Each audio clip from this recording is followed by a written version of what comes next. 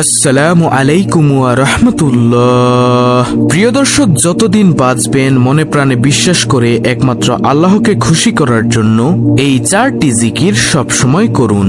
রাসূলুল্লাহ সাল্লাল্লাহু আলাইহি ওয়াসাল্লাম সব সময় এই 4টি জিকির করতেন। এমনকি এই 4টি জিকির হলো শ্রেষ্ঠ 4টি জিকির। প্রিয় দর্শক, এই 4টি জিকির যদি না জেনে থাকেন তাহলে এই আলোচনাটি আপনার জন্য মনোযোগ সহকারে শুনতে থাকুন। ওই নারী পুরুষ কতই না ভাগ্যবান যে নারী পুরুষ এই 4টি জিকির বেশি বেশি করবে ইনশাআল্লাহ। যে ব্যক্তি এই 4টি জিকির বেশি বেশি করবে তার জীবনের সকল গুনাহ আস্তে আস্তে মাফ হতে থাকবে। আল্লাহ রাব্বুল আলামিন তার সমস্ত গুনাহ মাফ করে দিবেন ইনশাআল্লাহ। যে ব্যক্তি এই 4টি জিকির বেশি বেশি করবে তার দুঃখ কষ্ট পেরেশানি হতাশা দূর হয়ে যাবে ইনশাআল্লাহ। যে ব্যক্তি এই 4টি জিকির বেশি বেশি করবে তার মনের সকল নেক হাজত মহান আল্লাহ তাআলা পূর্ণ করে দিবেন ইনশাআল্লাহ। যে ব্যক্তি এই 4টি জিকির বেশি বেশি করবে তার অভাব অনটন দূর হবে ইনশাআল্লাহ। রিজিকের পথ প্রশস্ত হবে, সংসারে চতুর্দিক থেকে নিয়ামত আসতেই থাকবে ইনশাআল্লাহ। যে ব্যক্তি এই 4টি জিকির বেশি বেশি করবে তার আমলনামা নেকিতে ভরপুর করে দিবেন মহান আল্লাহ তাআলা ইনশাআল্লাহ। তার চেয়ে সুসংবাদ আর কি হতে পারে প্রিয় দর্শক, যে ব্যক্তির আমলনামা নেকিতে ভরপুর হবে। সুবহানাল্লাহ। সুপ্রিয় দর্শক, সর্বোপরি কথা হলো জীবনের সকল সমস্যার সমাধান আল্লাহ তাআলা করে দিবেন ইনশাআল্লাহ। প্রিয় দর্শক, আজকের এই ভিডিওটি অনেক অনেক গুরুত্বপূর্ণ, তাই ধৈর্য সহকারে মনোযোগ দিয়ে দেখার ও শোনার জন্য অনুরোধ রইল। তো যেই 4টি জিকির সম্পর্কে বলেছেন নবীজির প্রিয় সাহাবী আবু হুরায়রা রাদিয়াল্লাহু তাআলা আনহু।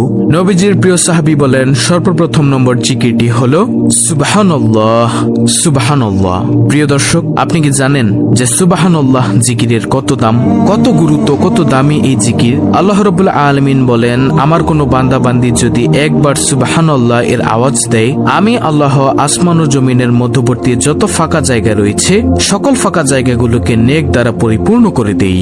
সুবহানাল্লাহ। প্রিয় দর্শক, আপনি যদি চেয়ে থাকেন যে আপনার আমলনামায় এত পরিমাণে নেক দ্বারা পরিপূর্ণ হোক, তাহলে ইনশাআল্লাহ আজকের পর থেকে আপনি অবশ্যই সুবহানাল্লাহ এই জিকিরটি বেশি বেশি পাঠ করবেন ইনশাআল্লাহ। সুবহানাল্লাহ এই জিকিরের দ্বিতীয় ফজিলত হলো, কেউ যদি একবার সুবহানাল্লাহ পাঠ করে রব্বুল আলামিন জান্নাতের মধ্যে একটি গাছ রোপণ করেন, আর ওই গাছের ছায়া এত লম্বা হয় যে একটি দ্রুতগামী ঘোড়া যদি 500 বছর পর্যন্ত দৌড়ায় তাহলেও ওই গাছের ছায়া অতিক্রম করতে পারবে না। সুবহানাল্লাহ, আল্লাহু আকবার। এত লম্বা হবে সেই গাছ। প্রিয় দর্শক, মহান মালিকের দরবারে সবচেয়ে প্রিয় দামি বাক্যটি হচ্ছে সুবহানাল্লাহ, যার অর্থ হচ্ছে আল্লাহ তাআলা অতি পবিত্র। আল্লাহ তাআলা কেন এই পৃথিবীতে তার বান্দাবান্দিকে পাঠিয়েছেন তার একমাত্র কারণ হলো তার ইবাদতের জন্য। তাই আল্লাহ তাআলা ইবাদতকারীকে অনেক পছন্দ করেন। তাই আসুন আজকের পর থেকে আমরা সুবহানাল্লাহ এই জিকিরটি বেশি বেশি পাঠ করব ইনশাআল্লাহ। নবীজির প্রিয় সাহাবী আবু হুরায়রা রাদিয়াল্লাহু তাআলা আনহু বলেন, দ্বিতীয় নম্বর জিকিরটি হলো আলহামদুলিল্লাহ।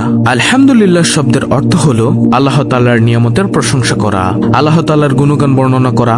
সমস্ত প্রশংসা আল্লাহ তাআলার জন্য। মহান মালিক রব্বুল আলামিন পবিত্র কুরআনুল কারীমে বলেন, হে নবী, আপনি আপনার সকল উম্মতদেরকে জানিয়ে দিন, বলে দিন, যেই উম্মত অর্থাৎ যেই বান্দা আমি আল্লাহর নিয়ামত পেয়ে নিয়ামতের শুকরিয়া আদায় করলো না, আমি তার নিয়ামতকে ছিনিয়ে নিয়ে যাই। এজন্য নিয়ামতের কদর করতে হবে, নিয়ামত পেয়ে শুকরিয়া আদায় করতে হবে। প্রিয় দর্শক, এরপর আল্লাহ তাআলা বলেন, আর যে আমার নিয়ামত পেয়ে নিয়ামতের শুকরিয়া আদায় করলো, আমি তার নিয়ামতকে আরো বৃদ্ধি করে দেই।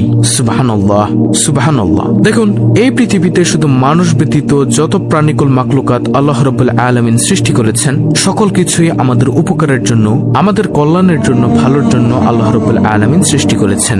এজন্য আমরা একটিবার হলেও বলতে পারি আলহামদুলিল্লাহ।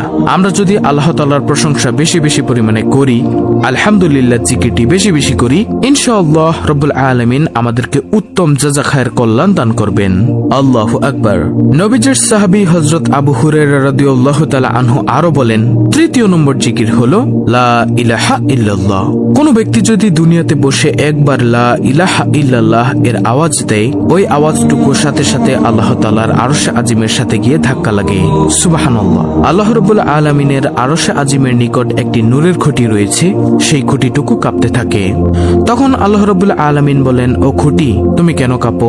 ওই খুঁটিটুকু তখন বলতে থাকে, হে রাব্বুল আলামিন, দুনিয়াতে আপনার একজন বান্দা অথবা বান্দি লা ইলাহা ইল্লাল্লাহর আওয়াজ দিয়েছে, তাই আমি কাঁপছি। তখন আল্লাহ রাব্বুল আলামিন বলেন, তুমি কাঁপা বন্ধ করে দাও। তখন সেই খুঁটি বলল, হে আল্লাহ, আমি কাঁপা থামাতে পারবো না যতক্ষণ পর্যন্ত আপনি তাকে মাফ করবেন, ততক্ষণ পর্যন্ত আমি শুধু কাঁপতেই থাকবো। তখন রব্বুল আলামিন ওই বান্দা অথবা বান্দিকে ক্ষমা করে দেন। সুবহানাল্লাহ। প্রিয় দর্শক, লা ইলাহা ইল্লাল্লাহ জিকিরের গুরুত্বপূর্ণ কয়েকটি ফজিলতের হাদিস আপনাদের সামনে তুলে ধরছি, মনোযোগ দিয়ে শুনুন।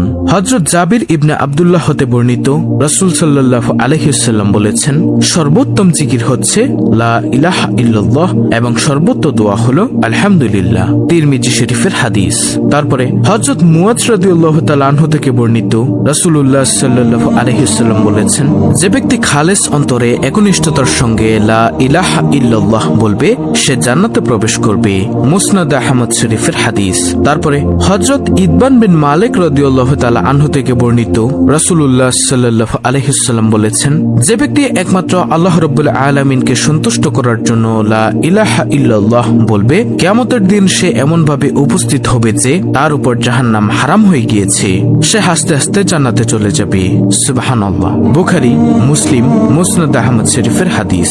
হযরত আনাস রাদিয়াল্লাহু তাআলা আনহু থেকে বর্ণিত, রাসূলুল্লাহ সাল্লাল্লাহু আলাইহি ওয়াসাল্লাম বলেছেন, কিয়ামতের দিন আল্লাহ তাআলা বলবেন, হে মুহাম্মদ সাল্লাল্লাহু আলাইহি ওয়াসাল্লাম, সৃষ্টির মধ্য থেকে আপনার উম্মতের মধ্যকার এমন ব্যক্তিকে জান্নাতে প্রবেশ করান যে ব্যক্তি একদিন হলেও ইখলাসের সঙ্গে এ সাক্ষ্য দিয়েছে যে আল্লাহ ছাড়া কোনো ইলাহ নেই এবং সে এর উপর মৃত্যুবরণ করেছে। এই হাদিসটি রয়েছে মুসনাদ আহমদ শরীফে। অর্থাৎ যে ব্যক্তি সব সময় লা ইলাহা ইল্লাল্লাহ জিকির করবে, আল্লাহ তাআলা তাকে ঈমানের সঙ্গে মৃত্যু নসিব করবেন।